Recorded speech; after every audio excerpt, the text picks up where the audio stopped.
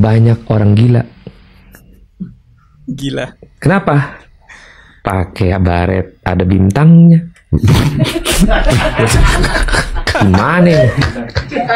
Assalamualaikum warahmatullahi wabarakatuh. Beberapa hari yang lalu pembahasan di podcast Close the Door, podcastnya Deddy Corbuzier ya, secara tidak langsung menyindir Pak Bahar Smith yang kerap kali menggunakan baret merah, seolah-olah pangkatnya lebih tinggi lah daripada jenderal-jenderal TNI yang ada di Indonesia. Bintangnya nggak main-main tuh, ada 9, lebih dari 5. Di Indonesia cuman ada 3 orang yang pernah memiliki pangkat bintang 5 dalam dunia militer. Yang pertama adalah Bapak Jenderal Sudirman. Semua orang Indonesia tahulah Bapak Jenderal Sudirman ini. Beliau adalah orang yang pertama kali memiliki pangkat bintang 5 di Indonesia. Lalu berikutnya Bapak Jenderal A.H. Nasution. Beliau juga pernah mencapai pangkat sampai bintang 5. Berikutnya Bapak Jenderal Soeharto, Presiden kedua Republik Indonesia. Beliau juga memiliki pangkat bintang 5. Hanya 3 orang itulah yang pernah mencapai pangkat bintang 5 sampai saat ini, teman-teman. Entah nanti berikutnya mungkin ada lagi, ya kita nggak tahu. Artinya, teman-teman, pangkat bintang 5 ini memang benar-benar tinggi. Saya nggak terlalu paham tentang pangkat-pangkat di dunia militer ya, tetapi setidaknya kita tahulah bahwa pangkat bintang 5 itu udah benar-benar tinggi banget. Nah, makanya di podcast Close the Door ini,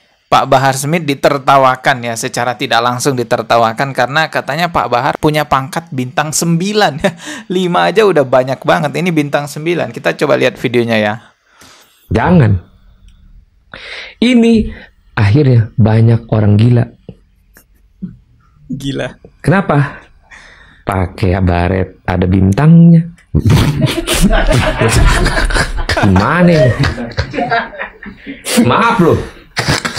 Lah itu statusnya apa? Lah yang paketan bintang 4 aja kita bilang buset dah. Enggak, ini lebih dari 4 kan? Ini lebih dari 4. Itu nyamain Pak Harto, Pak. Dia kan bukan ormas, bro. Iya, apalagi bukan ormas. Yang ormas aja dilarang, apalagi dia, bro. Dia ada benderanya, bro, di belakang kan? Nah, ada bintangnya kan? Ini dia mirip Pak Harto, bro. Almarhum. Pakai bintang 5, bro. Dia lebih dari 5, bro. Nah, aduh, jangan kita melihat kegilaan, kita biarkan, kita bro. Normalisasikan ya. Kita validasi. Kita validasi ya, benar. Jangan. Divalidasi lah. Divalidasi. Iya. Lucu ya, coba kita lihat komentar-komentarnya. Ini ada yang komen nih, Mukibin, mana Mukibin? Gimana tanggapannya? Ya kalau Mukibin ya pastinya ya tetap dibela ya. Jangankan pangkat-pangkat begitu, rantai emas turun dari langit aja percaya. Oke, kita lihat lagi videonya ini ya. Ini kan memvalidasi artinya kalau itu bisa. Dan menurut gue ketika orang atau siapapun itu, warung kayak rakyat kayak apa, didatengin orang berseragam seperti itu, beda loh psikologisnya. Memang makanya tadi jangan membiarkan kegilaan kita jadi gila, bro. membiarkan orang dengan kegilaannya dan akhirnya kita gila. Tapi gue suka sama kata-kata bukan menormalisasi, memvalidasi. Udahlah, ini bahaya. Nah, tapi karena dianggap ini ceremeho gitu bahasanya lah, apalah itu namanya. Udahlah, biarin aja dia udah gila, biarin aja dia gila. Enggak gitu. Enggak gitu ya. Ya kita lurusin kalau udah mengarah ke gila, ya minimal ada defense lah. Oke. Jangan memvalidasi ya, jangan membenarkan hal-hal seperti itu. Bahkan kata Bapak Ahmad Syahroni, beliau ini pejabat anggota DPR RI, mengatakan tadi kalau sudah gila seperti itu ya diingatkan.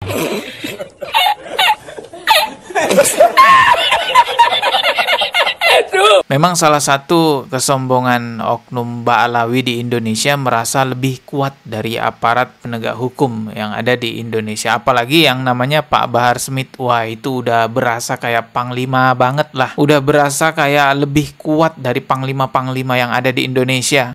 Kalau Habib lain mungkin bisa kena disok-sok begitu. Saya Bahar Smith mau disok terapi begitu. Salah orang. Saking sombongnya ya ini orang, bahkan pernah menantang perang kepada pihak kepolisian. Coba lihat video ini. Ada adik polisi, kalian bukan musuh kami. Musuh kami Fuad Pleret. Saya tahu kalian hanya menyampaikan amanat.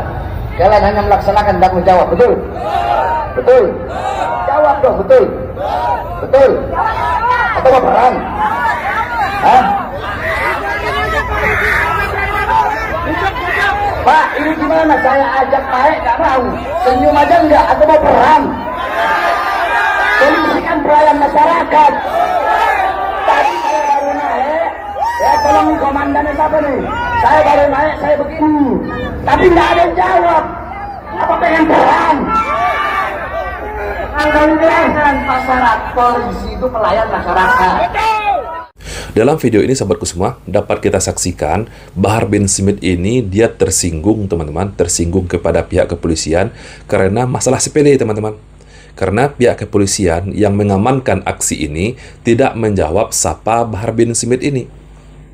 Karena pihak kepolisian tidak senyum kepada Bahar bin Smith ini.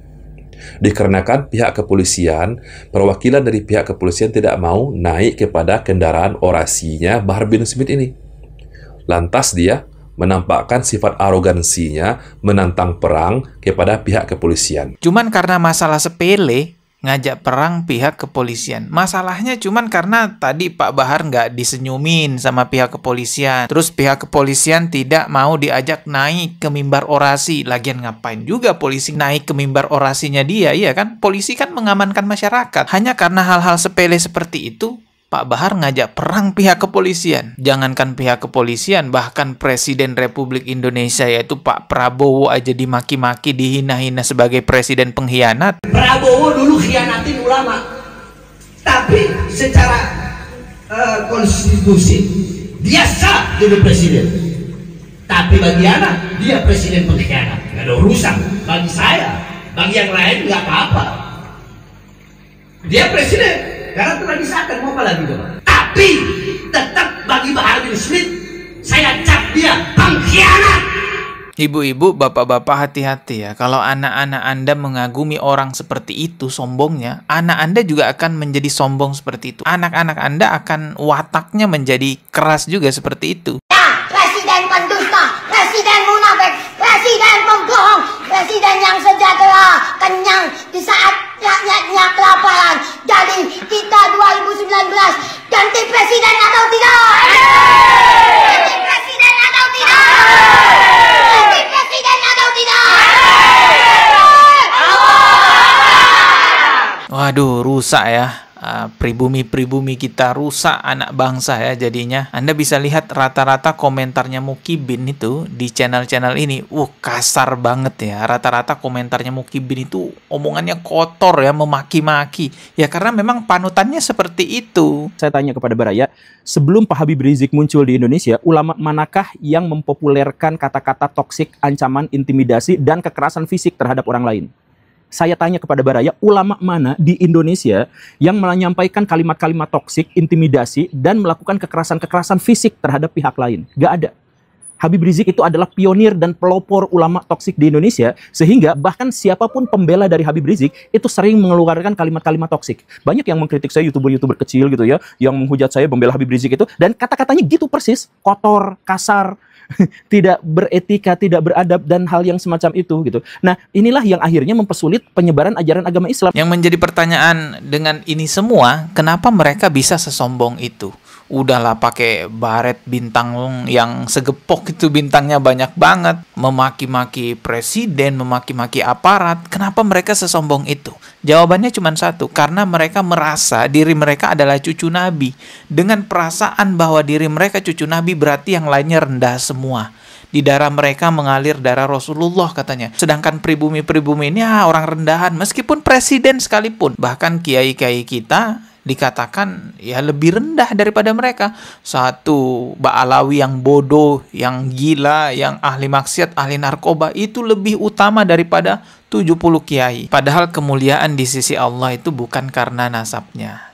Inna akramakum indallahi atqakum. Jadi kemuliaan di sisi Allah yang tertinggi itu karena ketakwaannya, bukan karena nasabnya. Abu Lahab itu masih ada hubungan saudara dengan Rasulullah, tetapi Allah hinakan Abu Lahab meninggal dalam keadaan kufur. Kalaulah nasab bisa menyelamatkan seseorang dari kekafirannya, dari kesombongannya, maka Abu Lahab seharusnya selamat. Tapi nyatanya kan enggak. Bahkan Fatimah, anak kandungnya Rasulullah pun diberi peringatan. Kalau seandainya Fatimah, anaknya Rasulullah, yang melakukan kesalahan, maka Rasulullah langsung yang akan menghukumnya. Bayangin, itu anak kandungnya Rasulullah aja diberi peringatan seperti itu. Lalu ente siapa di tahun 2025 ngaku sebagai cucu Nabi? Nasabnya aja masih ya diragukan. Dengan nasab yang meragukan seperti itu, Anda merendahkan semua kita yang ada di Indonesia. Mulai dari polisi, presiden, semuanya direndahkan. Kiai direndahkan.